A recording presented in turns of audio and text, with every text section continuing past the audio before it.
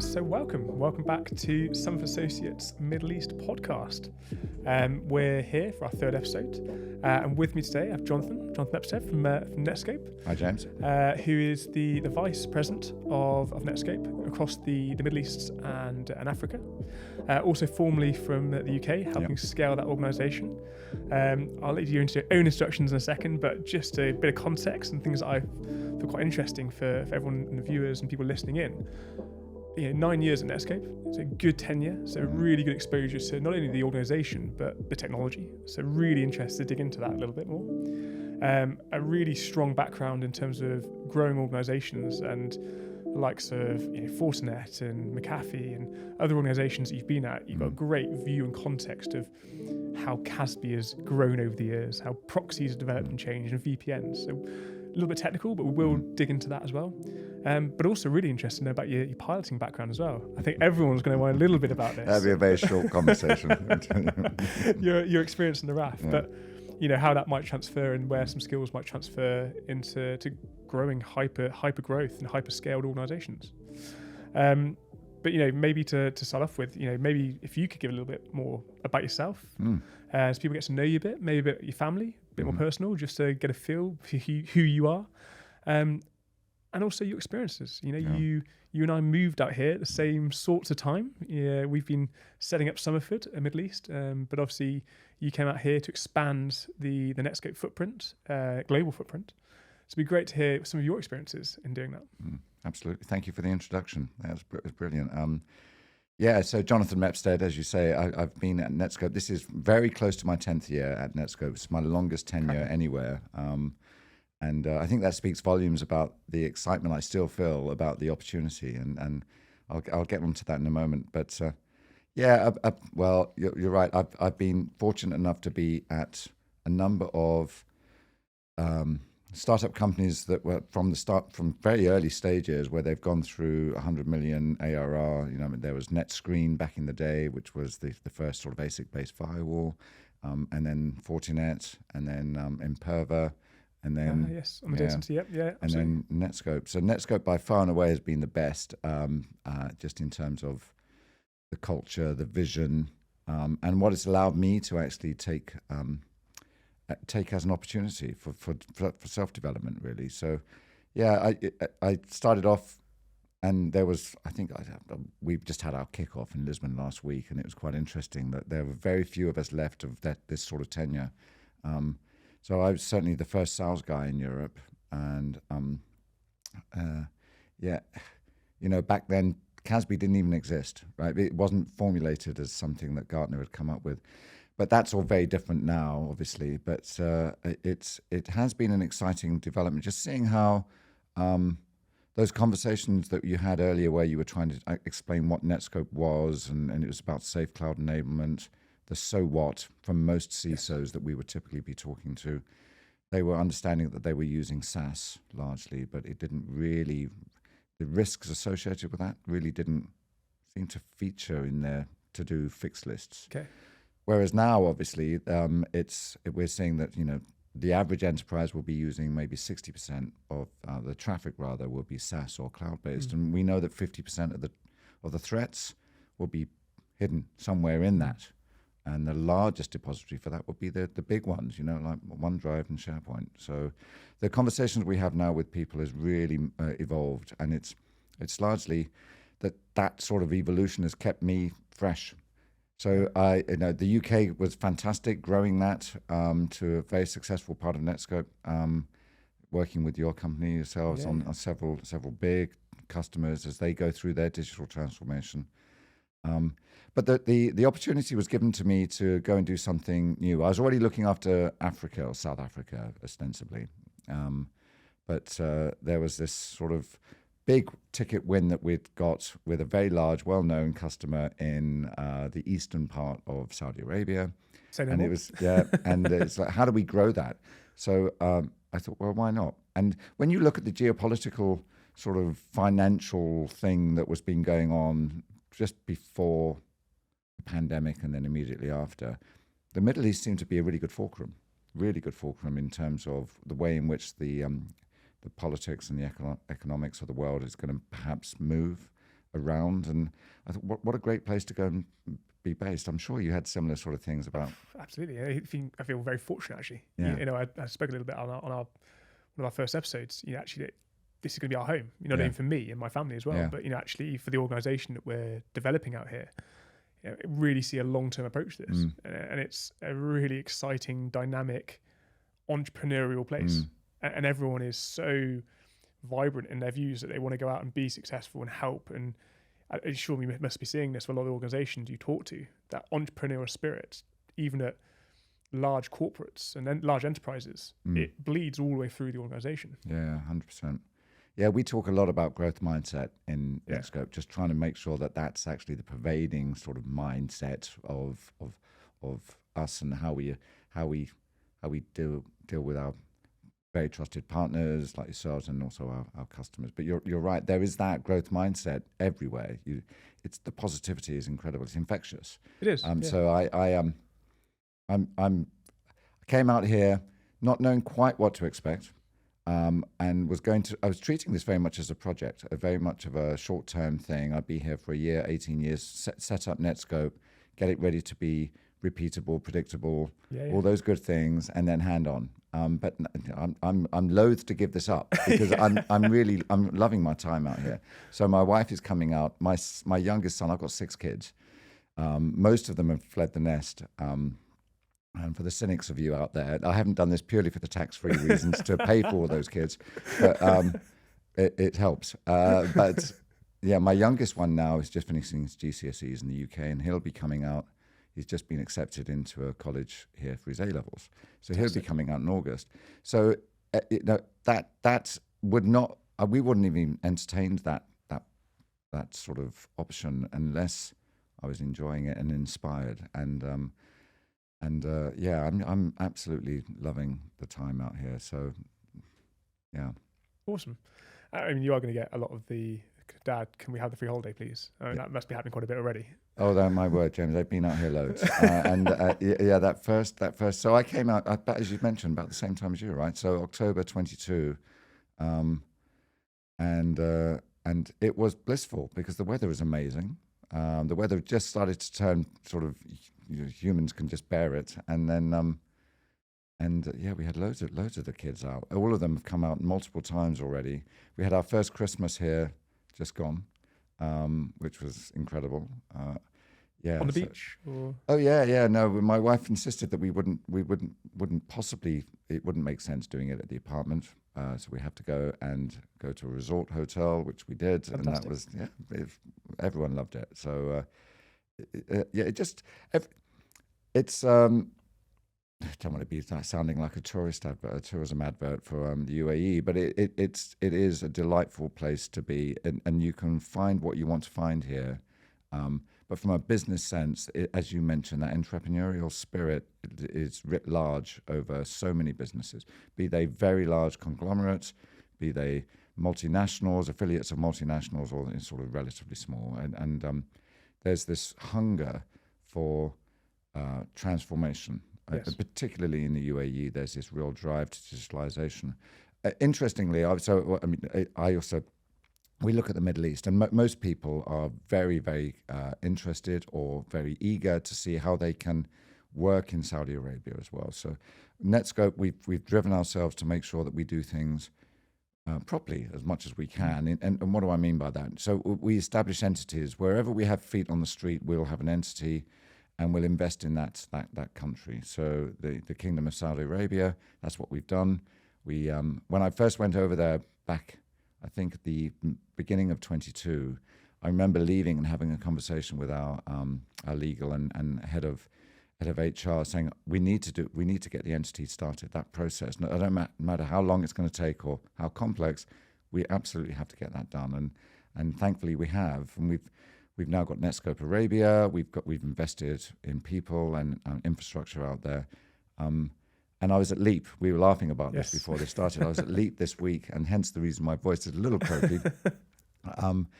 It's very noisy. They've moved it this year to a new location just so it can be bigger. Okay. And I love that about Saudi Arabia. It's got to be the biggest. And it worked. It was incredibly busy. My guys were saying it's taking them about 4.5 hours, 5 hours to get home in the evening from the traffic chaos. So it really is on a mammoth scale. Yeah, yeah.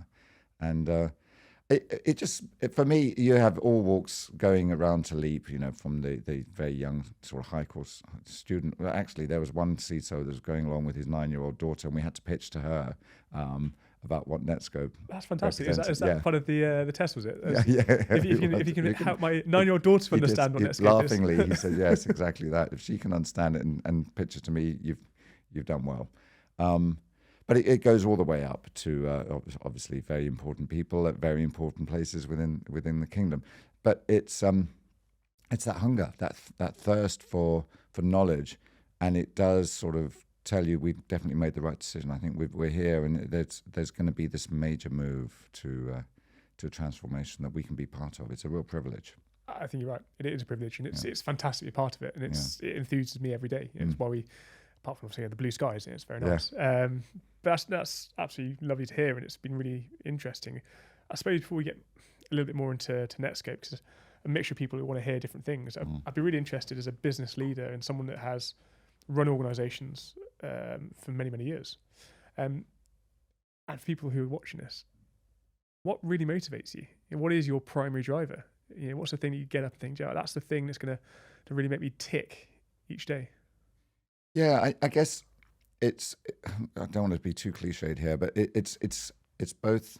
It's two clear tracks really that my mind sort of operates in. Number one will be my team. How do I make this as exciting a journey for my team as I think it is for me? How do I inspire them to be that best version of themselves, right? So to make sure that they're, because it's a challenge, and it's quite easy for us to think in terms of, oh my gosh, this is too difficult, and maybe displaying fixed mindset attributes. Yes. So it's just trying to turn the dial, make sure that they're really being positive as much as they can. So that really inspires me, just making sure that I'd love to think, with all the challenges and with all the new ground that we're breaking here in the Middle East and Africa as well, similar challenges exist as we go anywhere sub-Saharan Africa. You're understanding new regulations around data residency. You're understanding new financial pressures. Nigeria, for example, with the volatility of the exchange rate there, and every obstacle is an opportunity, right? So it's how do I get my team to be recognized within the industry, not just Netskope, but as the best at solving problems. If there's a challenge, they've got an answer. They've done it, and it's a walk in the park for them now, and they're moving on to other things. I love that idea about my team being just absolute experts at building, because that's what when I hire, I really look for people that have got that passion to build. From a business track, the other side, then it's just making sure that our customers can continue to, as they go through that digital transformation, so they're going to care about data, right? So there's all those questions about how secure will it be, how easy and accessible will it be. So they care about data, but I think they also care about people, and of course they do, and it's that hybrid workforce issue that's still out there. To some degree, it's been mitigated in the Middle East because a lot more people are going back to the workplace. But there's still a lot of people working after work, right? So there's still going to be that hybrid working aspect. And it's, if they care about their people, they want to inspire their people. And if Netskope can be part of removing friction from someone saying, oh, there's a real flaff about having to connect online to those tools that they need to do their job well, that's great, right? It's a small thing, but if we can do that well, that's great, and I think we can.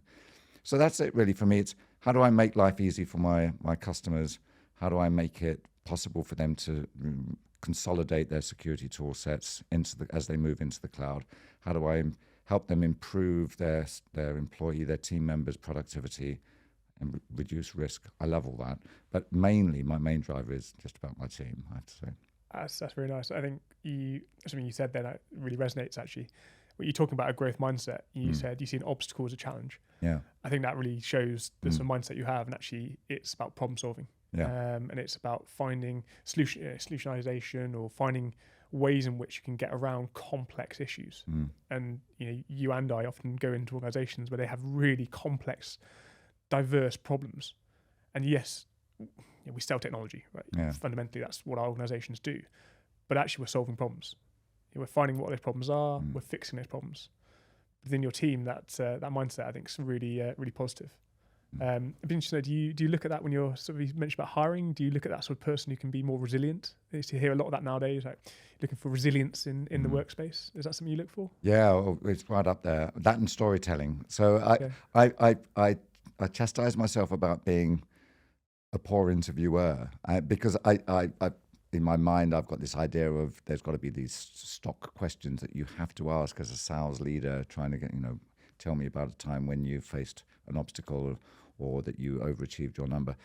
That's all very well and good, but for me, it's actually storytelling. And within, if I can get the person to start telling a story about who they are and their journey, starting from fairly early on, for me, that's quite important. Is because if they can comfortably tell the story about where they were when they were at high school and when they went through university and where they are now, I think you'll start, if you listen carefully, you'll start to get those little snippets of where they've overcome challenges and that resilience that they've built up. But yeah, at Netskope, we have this acronym for GRIT. It's absolutely a key part. So it's growth, it's resilience, integrity, and teamwork, right? So if we can see that in the person that we're interviewing, that's brilliant. Big tick. Yeah. Actually, I don't know if you agree or not, but I often believe in technology. Often you can teach people a lot of the other stuff. If they've got that resilience, that grit, as you defined it, you can teach them the other skills. Yeah. If they're willing to learn and they're willing to get stuck in and give it a go. That's something we've experienced, certainly at Somerford as well. People have come from a diverse range of backgrounds. But they had that skill set or that core drive, actually, isn't it, really? To go, do you know what? I'm going to make this work. Here's a problem. I'm going to go and fix it. Yeah, absolutely. Interesting. I suppose we've got to touch it very briefly because I can't let you off without talking about the fact that you did used to be in the RAF. I knew this was coming. You used to be a pilot. There must be some attributes there that you've taken, that you've then transferred into business. There must have been some transferable skills from those days. Yeah, I think so. I mean, I was there it feels like a blink of the eye in terms of how old I am now. But I was there, and again, very, very early in my career. 1987, wasn't it? No, I started in 92, so I was there for 4 years from 92. So I was a failed pilot. And I know that John D, who works with you, he'll be laughing or deny sources. He'd be laughing about this at the moment. But so the transferable things there would be very much just always come. How do you deal with a challenge? And it's one of the things that sticks in my head from the initial officer training was make a decision. Make it bloody quickly, excuse my language, but you've just got to make and then review as you go along and reassess and adjust, and that's been a very valuable lesson. And so whether you're dealing with a team member that perhaps is struggling or needing some coaching, you just have to make a decision and sort of help with that, stick with it, and see where it takes you. Similarly, with any obstacle, I think it's just making that, decide to act quickly, and that I think that's been very much an attribute that's stuck with me throughout my time in IT. I sort of bring that with a sense of optimism and positivity, and I see that in some of my guys, most of my team actually, that are working in this environment. But for that positivity, I think. They would flounder a little bit, and the ability to make a decision quickly. We often, I think nowadays you talk about the sort of planning paralysis, where people just get so fixated on having to try and be perfect and trying to get that perfect design or that perfect image or whatever it might be. Actually, sometimes you just got to go for it, learn. Okay, we all make mistakes. Learn from mistakes, so you don't make it again, hopefully, but then improve, and seeing those steps of continuous improvement. Again, that growth mindset falls very, very firmly in that space. Yeah, absolutely. And then the other one, it's funny, one thinks in terms of fantastic mnemonics or acronyms and so on. There was one SMEAC in the armed forces, which was situation, mission, ask, questions, executive sort of understanding, and then confirm understanding, executables. Okay. You may have to edit that one. That struggled a little bit there to come out. But that's something that sort of is interesting when you're briefing your team, and that's also quite useful in terms of particularly over here when English isn't the first language, right? So yeah. But other than that, you know what, James, I can't remember that much. It was so long ago, and it was such a short time in my life. It feels that way anyway. But certainly haven't stepped into a plane up the front flying the thing since leaving. So, isn't it? I always find it very interesting because we've all come from different walks of life and different areas, and as you said, stitching back to when you're interviewing people, and you're always getting those different strands that will have influenced you or led you to a decision or to what you are doing now. So very interested for that point at which those skills that you could taken from the RAF and then still being used, which is very clear. You've however long ago it was, you're still able to recount that and talk about it very clearly. Yeah. Gonna prize you on something that I actually saw, and you would be surprised with some research before this session, and you made a comment on another interview, and I thought it was a lovely comment actually. I really just want to see if you can just unpack that a little bit again, because I thought it was very interesting, and I'm sure that our viewers would love to listen and hear about that as well. So the quote was, "Complexity is the enemy of security." I thought that was a lovely little caption there. Would you mind if you just going through that, expanding?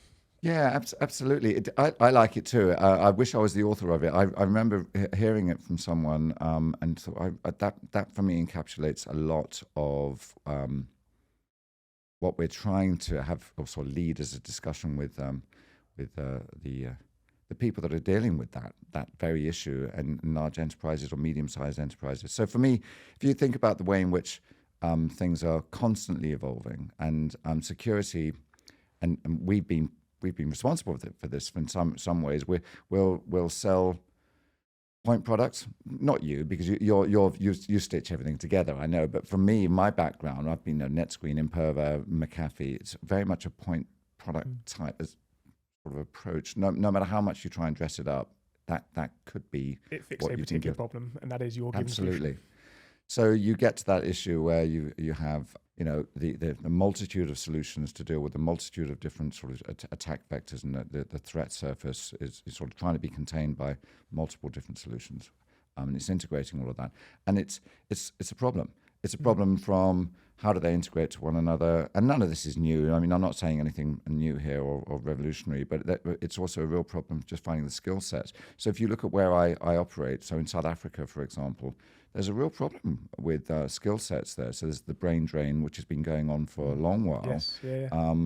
And trying to find people that have got the experience to stitch all that fabric of point solutions, platform, to make it a platform, is very, very problematic. So that leads to this concept of complexity, and you're going to have gaps, and that's going to be a great way for the threat actors to find a way in. If we can help the security leaders in organizations consolidate, simplify, inevitably there has to be a reduction in risk. There has to be, because we got some great stories where there's a really amazing customer in the Levant that we've been working with, and 300 odd locations across the Levant. They've got something like 6 million people under their care. They've got 600 schools, I think, that they provide services to and for the people that go. That's massive. It's huge. And they were all about simplification. And indeed, that's what Netskope's talking about. There's this move towards SASE or SSE, Secure Access Service Edge.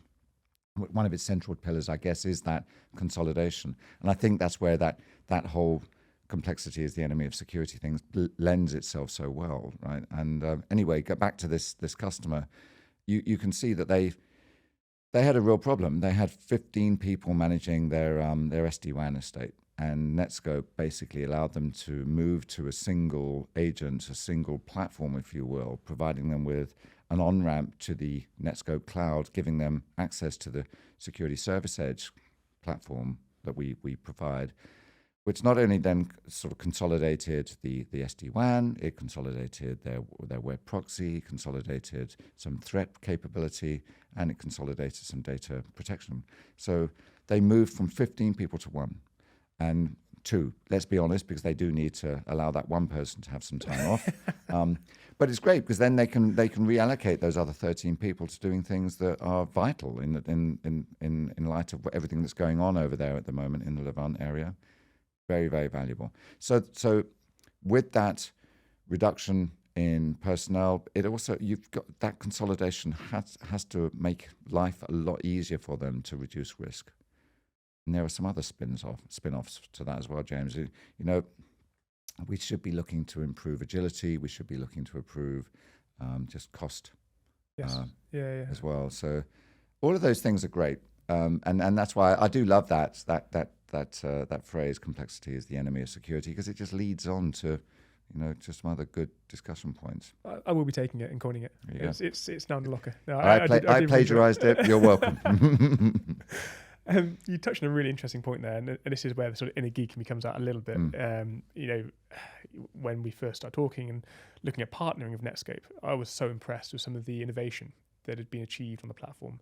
And I think one of the biggest parts of that was the architecture. Yeah. I think it's just incredible. And you look at I think you call it the new edge, in terms of how you've taken the approach, which has then led to a further capabilities and actually, you know, the zero trust network piece, but also the VPN replacement as well.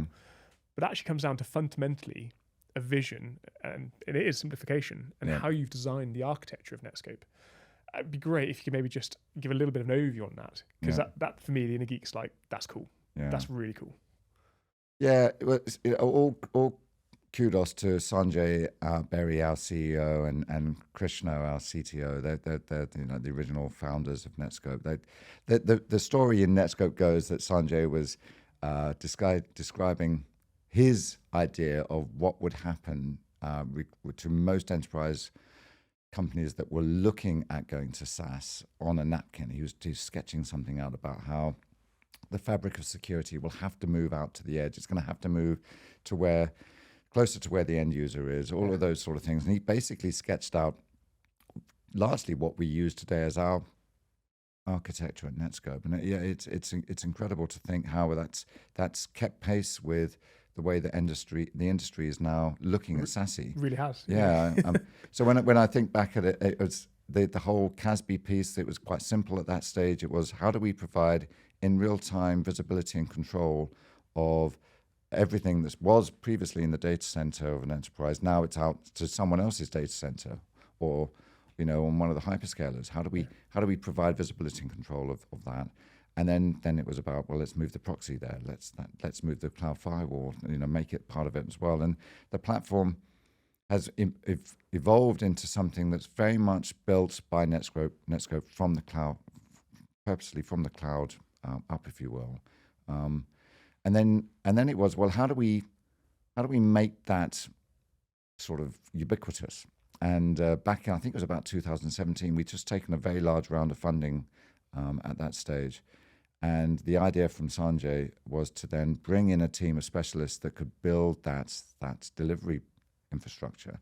And that's how New Edge was born. So we got this amazing team headed up by a guy called Joe DiPaolo, who had previously built the AWS's global infrastructure. I was going to say, I'm sure that's a very well-known name. Yeah. I certainly recognize that one. So. And he got some guys from Limelight and guys from AWS, and they've started to look at, well, how do we minimize the time necessary to build a new data processing point that's got all complete compute functionality for Netskope in wherever we need it. Because the vision that we have is, how do we connect everyone on, regardless of whatever device they're on, wherever they are, and to everything that they need to be connected to, be that cloud, SaaS, iPaaS, or web, right? So it's everything to anything. That's Netskope's vision.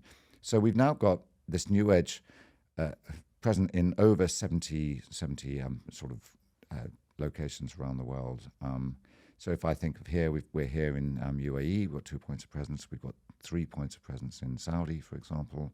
South Africa, got 2, Nigeria, and it goes on. And then there are these localization points as well, so we can actually improve the customer experience. But it all tied in. At the time in 2017, it was, wow, what are we going to become? Because it felt like, are we going to become a content delivery network? But no, it was very much where we need this, because the way in which people are going to be moving to digitally transform their networks and their security will have to follow. They're going to need a performant network where we don't have to compromise on security. That was the key. Often you'll be familiar with that, right? Let's move to the cloud. Let's use the hyperscalers.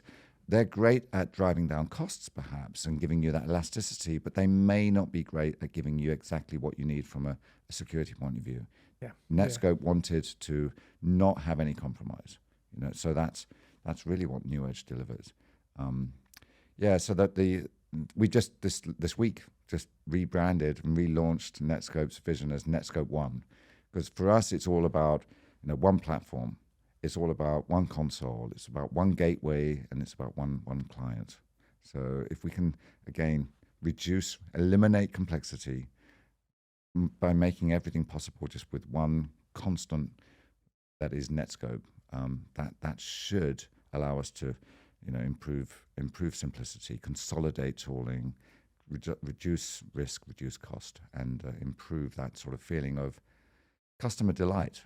Because so too often in that immediate rush after the pandemic, where people just increased the capacity with their VPN concentrator, it just wasn't meant for that, right? And there was a lot of very unhappy people trying to do what they needed to do in their best efforts, were being frustrated. So they would introduce additional risk by going around things. All of those humans, things. Right? Yeah, absolutely. So Netskope One is quite a timely sort of. Hit it there. That's fresh off the press. Yeah, absolutely. And it really ties into whole simplification, right? That you've been talking about. It's really cool, and it's interesting how it's all bleeding through the same parts of Netskope. I think also people in the region will really appreciate the fact that you've made the investment, because that goes a long way, and actually to have that point of presence and to have that investment in the region, it does make a difference. So I think that's maybe a small point, but actually a very big point for many CIOs and CISOs when they're maybe considering what that next step might look like, who they're going to invest in, because it's an investment on both parts. When you look to move to a new technology, perhaps it's not just the cost of software or software as a service, it's also the cost of change. Yeah. And actually, if you can make that more simple and you've got that presence here, I think that's really, really exciting.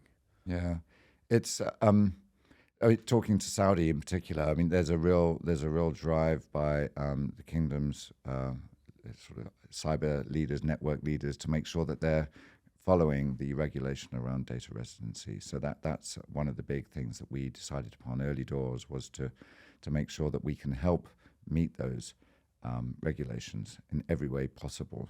And it's an ongoing evolution of Netskope. So we've invested in creating Netskope Arabia, the entity.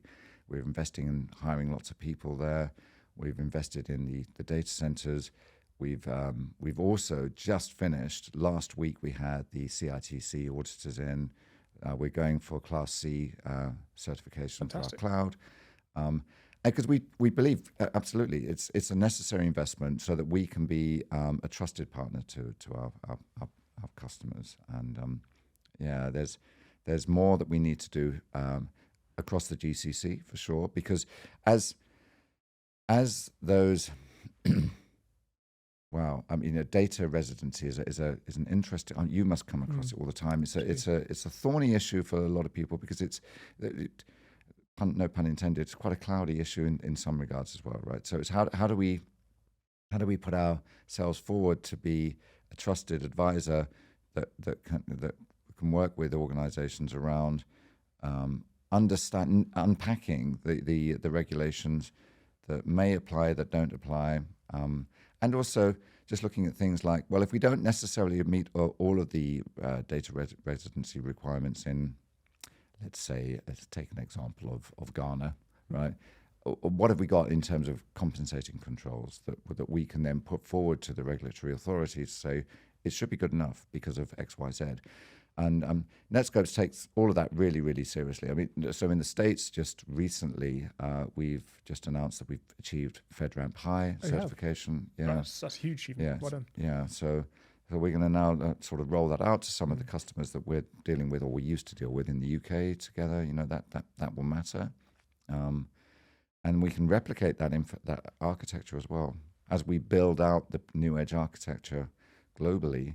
We'll be as we can following that FedRAMP High architecture on best practices. I think that shows again the level of investment.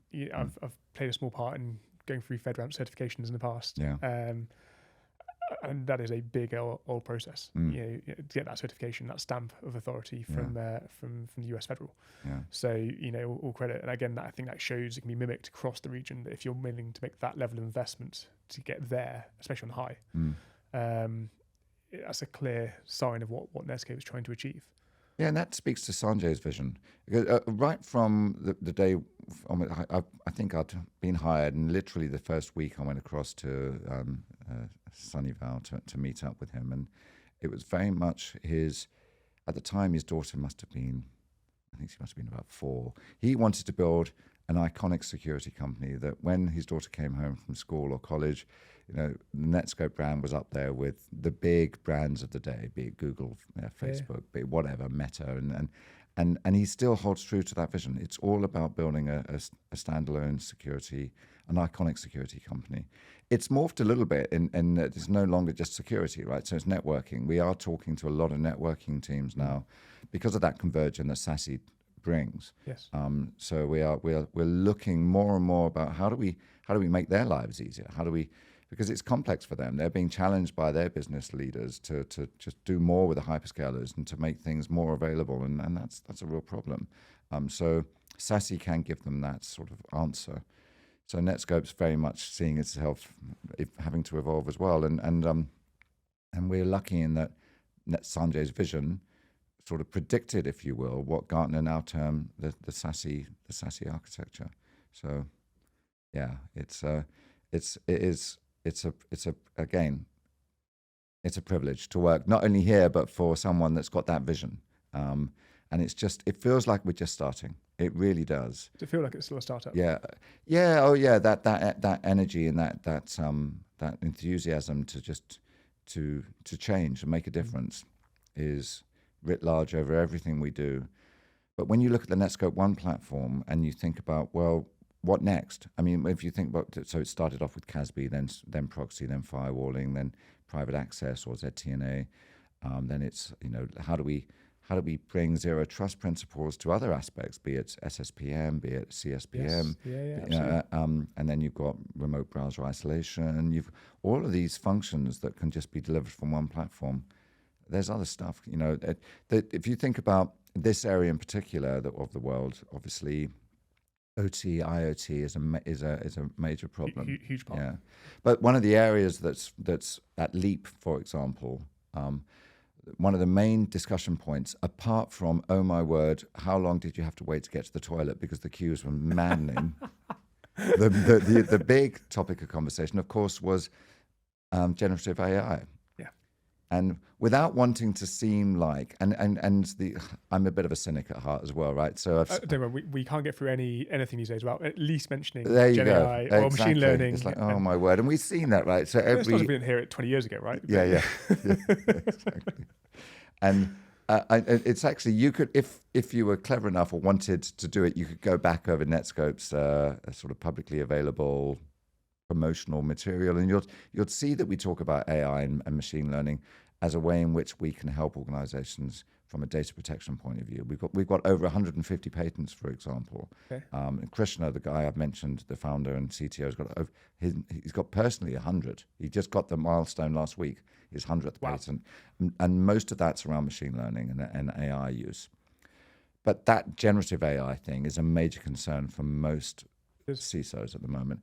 But Netskope, we're seeing tremendous growth in that. So we came up with a way in which we can use the zero trust engine that we've had since day one to help understand the context of how AI is being used, or generative AI is being used. And the more you can understand about context, the better you can actually decide to have a security policy that's right for your business. So over 40% of our customers worldwide now use Netskope to control and give visibility of how they're using Gen AI. So we do things like, well, yeah, you know, James, you can use ChatGPT, right? But you can only use it if you justify what you're doing. Is it for personal use? Is it for corporate use? And then within that, we'll look at what are you actually posting into the dialog box. And if there's anything there that we deem to be corporate sensitive, obviously we can flag that, we can block it, we can coach you in real time so that you're not putting yourself or the company at risk or your customers at risk. So that change in how people are thinking about, I want to use that tool. I always look at this. I think there's another thing that I plagiarized about ostriches. The ostrich that keeps his head in the sand is the first one that's going to be eaten by the lion, right? And if you think about the noise and the concern around generative AI, Gen AI, is largely going to lead to that sort of behavior. Either you're going to have people that are just going to embrace it and go for it and just think, how do I take this opportunity as an opportunity to improve services to my customers? So for us, for example, we're definitely moving towards how do we use it to help the security operators get the most out of the Netskope platform in the most simple way. So there's that type of idea. Or there's those people that are going to think, well, this is a real risk. It's giving another security threat vector, if you will. How do I resolve that? And for the latter, if you put your head in the sand, you'll come unstuck. Netskope can help get your head out. And I'm torturing this metaphor. I apologize, but it will. And we're seeing that growth, tremendous growth, quarter on quarter over our customers going to take that additional capability from Netskope to give them visibility and control in a contextual manner using, the Netskope One platform to do that. I'm very much with you. Yeah, I think the ability to, if you can make IT readable and you can make someone with an operations team have the ability to perform their task more effectively without having to go into the depth of the complexity about behind it, what's happening. See it more and more now of organizations trying to make it more readable, less code driven. Yeah. And that's the heart of what Gen AI is all about, right? And either you're going to get on board and realize that this is a really positive thing. Yes, it brings risk. Hopefully a bit of complexity at the front end. That's fine. That's where technologies like Netskope can really help. And just picking up a little bit there, what you said about the user piece, so actually the education. Because one of the things I think about in readiness for this was also about how Netskope, yes, you are a security-driven organization, but how do you get that balance between IT security or cybersecurity and user experience? That's quite a hard thing. And I think IT and certainly IT security teams have been chastised in the past by the internal users because you're just blocking, you're just stopping. I can't do my job. It's not efficient. It's not effective. How did Netskope play into that and allow user experience as well as making sure you still have the top levels of efficiency and security? Yeah, you're dealing with almost two very distinct user group wants, aren't you? And the outcomes for those teams or individuals are very different. So from an end user that may not have anything to do with security, they may be a creative person working for a large sort of publishing company that we've got just down the road here, for example.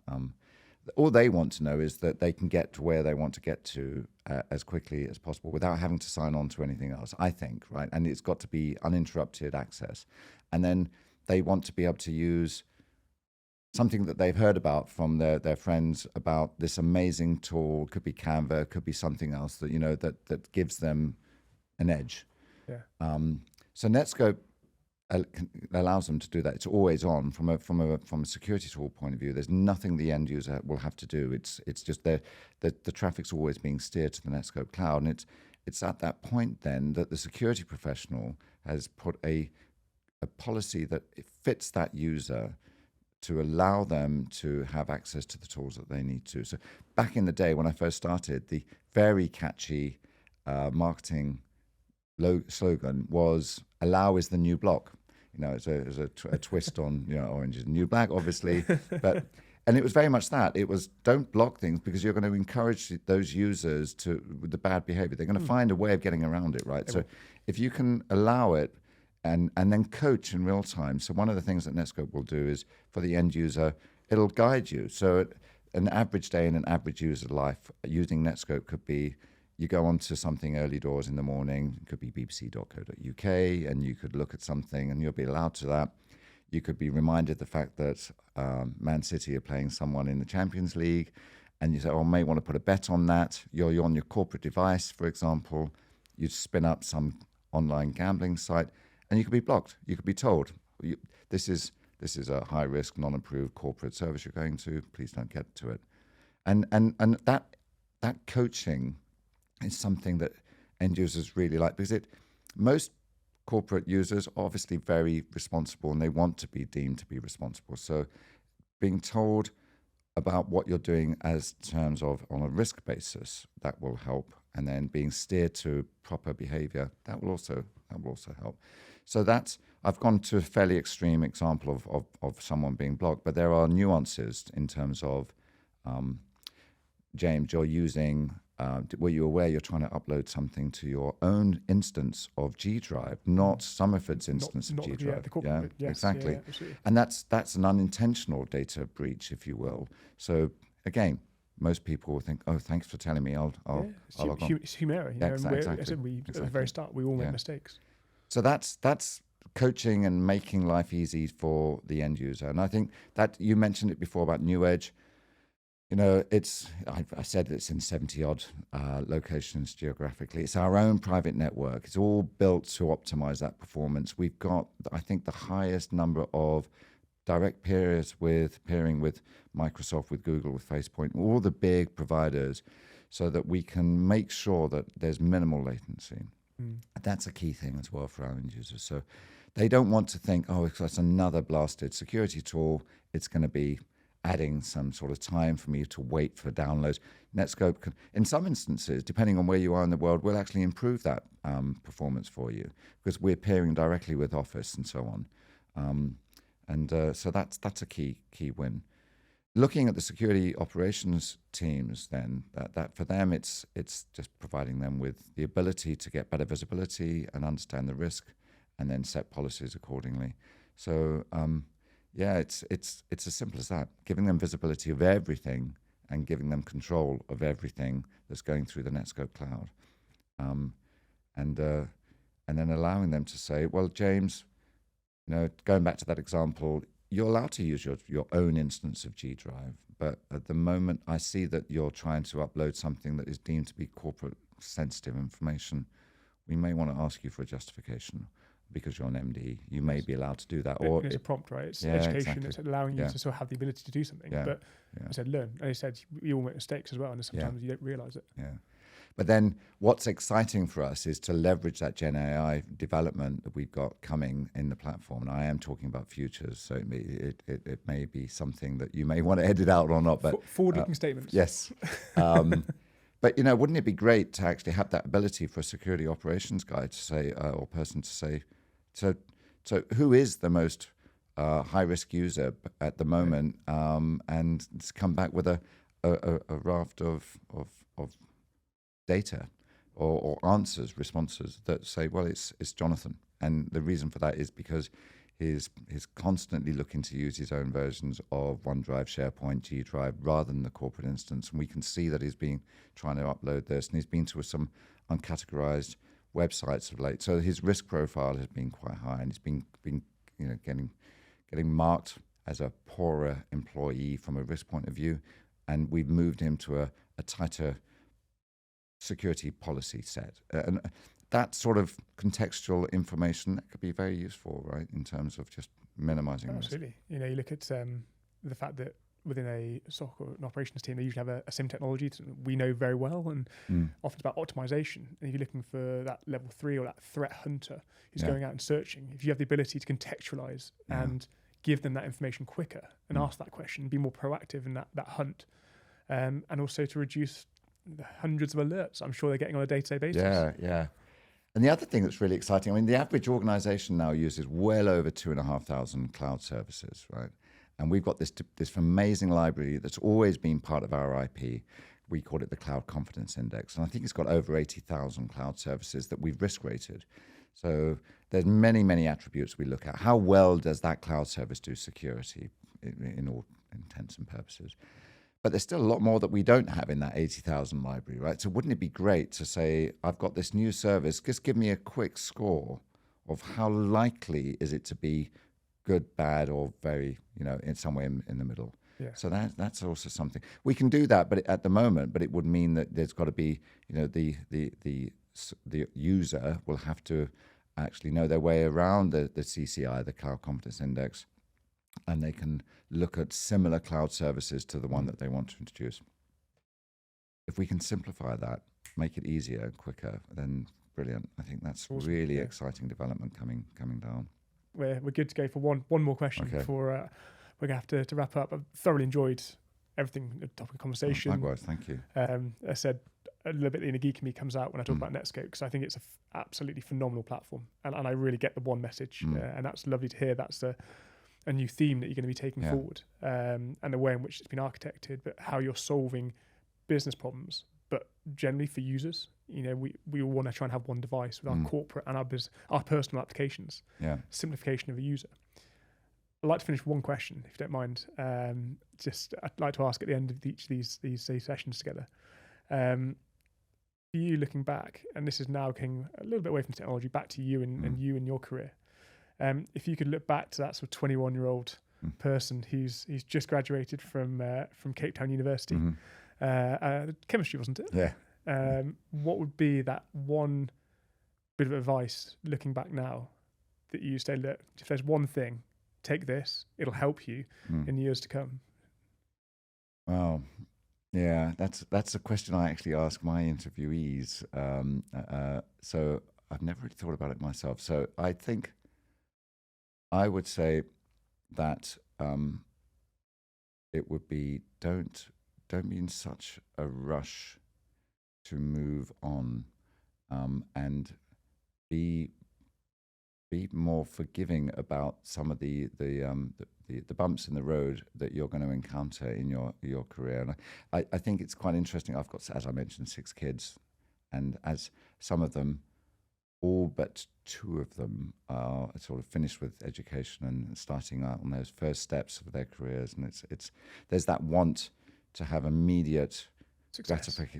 Success. Yeah, and actually, I was guilty of that. If I look back at my career, that I did a few years here, a few years there. The RAF few years was mitigated by the fact that I was rubbish, so they did need to get rid of me. So, yeah, I think that's it. It's actually think about what the things that are important to you. Is it going to be a vehicle that is going to give you that ability to be inspired? And if it is, think about that, where that comes in terms of the financial reward. Obviously, we need to be paid, right? That's clear. But there are other sort of things in there that are equally important. I think at the early stage of my career, I didn't really have anyone mentoring me, and I didn't actually go and get a mentor until a bit later, but to give me an understanding about the holistic value that you should be looking for from where you're working. It's very much a partnership, isn't it? Yeah. I'm sure you look for it when you grow your team. We demand a lot because it's a fast-paced environment that we're working in, and if things go wrong, as they inevitably do, you need to be available. Yeah. So the people have got to sort of just think about, is it right? Am I in the right team? Is the culture right? And that's a big thing for us, and for me particularly, is the team. When we talk about company's culture, I think it's actually really it's the team that's local that drives that culture. Is that right for you? And does that give you a sense of inspiration? Therefore, make sure that you remind yourself, and don't be attracted by something shiny and bright and go off quickly. I completely agree, and just close by saying something I've seen, and obviously we've known each other now for a few years, and working with you and alongside you, that I think what resonates, and I think it's a good characteristic, you wouldn't ask your team or any individual to do something that you wouldn't. Mm. You know, you're more than happy to roll your sleeves up and get stuck in, as well as doing the day job. Yeah. And I think that's a real characteristic that bleeds through culture. Yeah. And I can recognise that. So that's fantastic. I really appreciate the answer. Oh, thank you. Thank you for today. this. It's been great. It's been fun.